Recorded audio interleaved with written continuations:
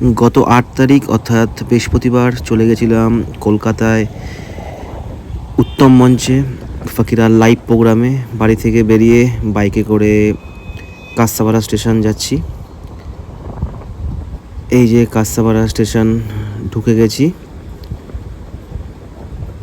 লালগোলা যাচ্ছে, এরপরেই Ranaghat galloping train. স্টেশনের ওভারব্রিজ দিয়ে নিচে নামলাম। এই যে ট্রেন ঢুকে গেছে রানাঘাট গ্যালোপিন, কারণ এই ট্রেনটা সব জায়গায় দাঁড়ায় না, খুব তাড়াতাড়ি দমদমে পৌঁছে যাব। এই যে দমদম মেট্রো স্টেশন, এখান থেকে আমরা যাব যতীন দাস পার্ক। আর ট্রেন চলে এসছে মেট্রো, বেশিক্ষণ দাঁড়াতে হয়নি। মেট্রোর এই পরিষেবাটা খুব ভালো।